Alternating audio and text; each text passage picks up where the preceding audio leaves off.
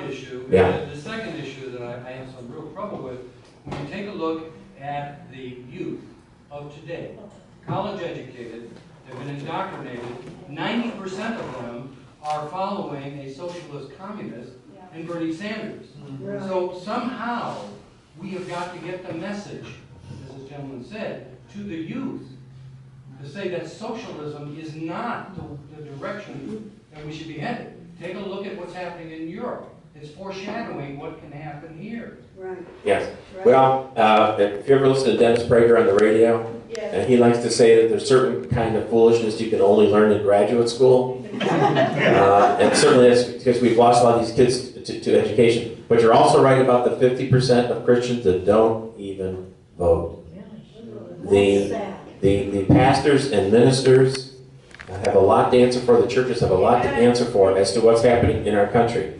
Now, and you know, we have to be kind of bold with our pastors and ministers because they're afraid. They're afraid the government on the one hand is going to, oh my gosh, take away their tax exempt status. And on the other hand, they're afraid that you're going to leave the pews if they stand up and say vote a certain way. But as I told a pastor in Geauga County who told me that they weren't interested in having a candidate who was pro-life come and speak,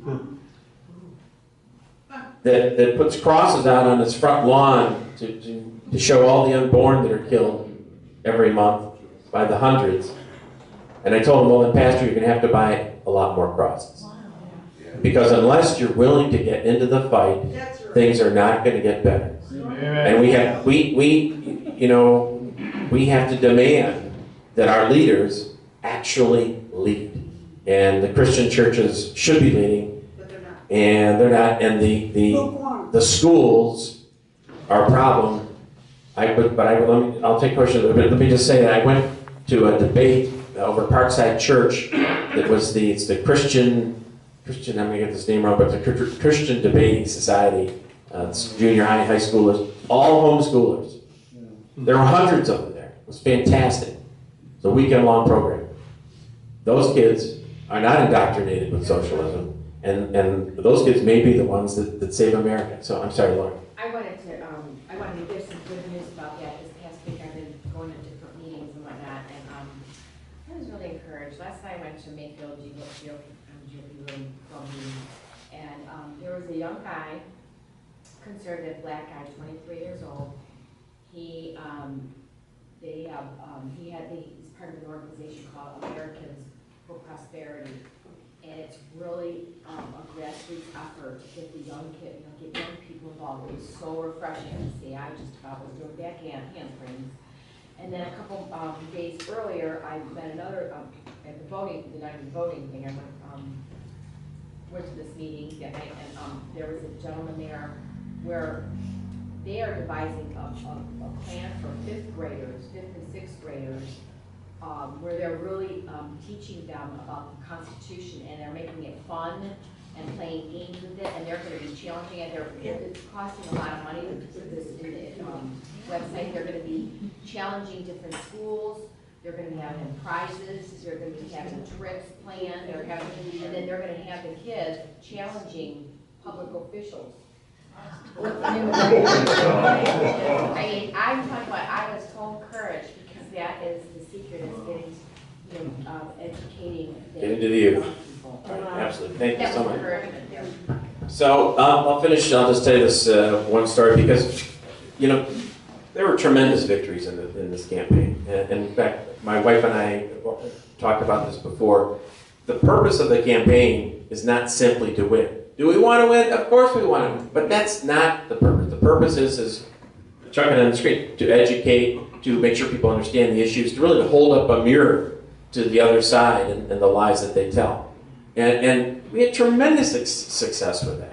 The numbers of doubling the voters for Matt Lynch and the numbers of increasing voters for Kim almost triple just showed the massive success. But there was one particular story I want to tell you that the last week, it's amazing how fast the time goes by, but last week I was out at my church in Littlefield, and we had Wednesday night prayer, and it takes about 40 minutes for us to get to our church, so we normally don't go to Wednesday night prayer, but I kind of figured I needed it, so. I said, honey, we better go. So we went out there, and it's a small group for Wednesday night prayer. It's maybe 20 or 30 people, and so my wife and I are there, and there's some songs sing and so forth, and this woman comes up to us, and she says, the Lord just told me I should come up to you and tell you that He will make provision for you. And she said, whatever battle you're in or whatever problem you're having, I don't know what it is, but He'll make provision for you. And she prayed with us, and then she said, what's your name? And I said, oh, my name's Matt. This is my wife, Laura. And she said, are you Matt Lynch? Yeah.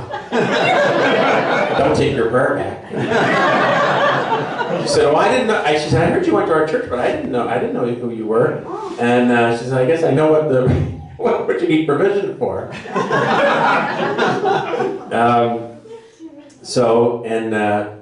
And she gave us a verse, which is Exodus 14:14. And Exodus 14:14 is right in the middle of the story of the Israelites who fled Egypt, and they had their backs up against the sea, and they could hear the thundering hoofs and the cloud from the chariots of Pharaoh coming, and the Israelites were complaining to Moses, "Are there no graves in Egypt?" I love that. We had to come out here to the desert to die, and Moses goes to the Lord, and the Lord says, pretty much, sit down and shut up. Pretty much what he says. But he says in 14:14, he says, be quiet. I will fight for you. Amen. I will fight for you. And so I was pretty encouraged Wednesday night. Yeah. Thursday morning, I'm on the Glenn Beck program. Some of you may have heard it. And we had pretty much zero money in the bank. Our team had just put together a $20,000 radio ad campaign that we had no money to do. We literally had $2,000 in the bank. And so I went to Glenn Beck, and towards the end of the interview, Glenn said, well, what can people do to help? And I said, well, they go to mattlynch.com. And I said, Glenn, I need 1,000 of your listeners to send in $20. Send in $20. And he said, well, people should help you. So I get off the phone, and my daughter Carrie, who's my campaign manager, her office is right next to mine, and in our little office in Bainbridge. And I got up and I went into the other room where she had been listening on the radio, and she's at her computer, and she's bawling. She's bawling. Because she's looking at the screen on the computer showing the contributions coming in. Yeah. And in 12 hours, we had over 950 contributions for over $30,000. Now, that was a miracle. That was a miracle. Now, of course, I would have liked there to be more miracles. But that was a miracle. And that was God's provision. And I believe in that. But God's timing is different. It's different than our timing. I don't know about you guys, but I spend most of my prayers telling God what He should do and when He should do it. I want it, and I want it now. That's my prayer. But God has His own provision, and we have to rely upon that. And I don't know if Matt Lynch will ever be in Congress. Probably not. I don't know if Kim Laurie will ever be a county commissioner. Maybe not. But in God's timing, it will be perfect, whatever that plan is. So I am going to be still. I'm going to let the Lord do the fighting until He tells me otherwise, to get off my knees and do something different. But I don't want you to be discouraged. This is an incredibly encouraging time in our country. It's a time of great volatility. It's a time of great stress and distress. But it's in those times when heroes are made. And everybody in this room is a hero. Everybody in this room has the ability to vote. As we saw, one vote matters. To send $20 to a campaign.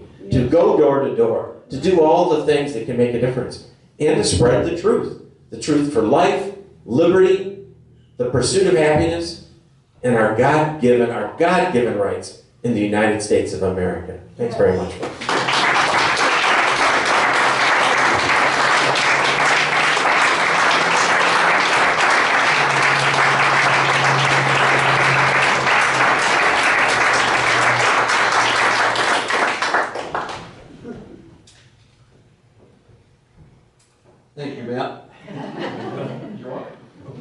I have to follow that in some fashion. Yeah, basically, I do want to thank everybody for coming out tonight. And thank everyone.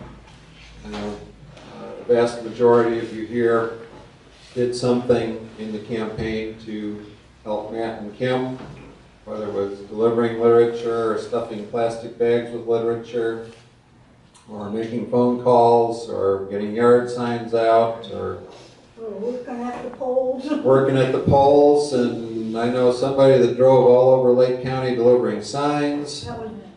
And I don't know how many times he crisscrossed the county, but he's standing or sitting in the back there, Brian Massey. We can thank Governor Kasich for a very election day. So a lot of you did a lot of work, and that's really appreciated. And Nancy? And Chuck and Nancy Laughlin spent days and days.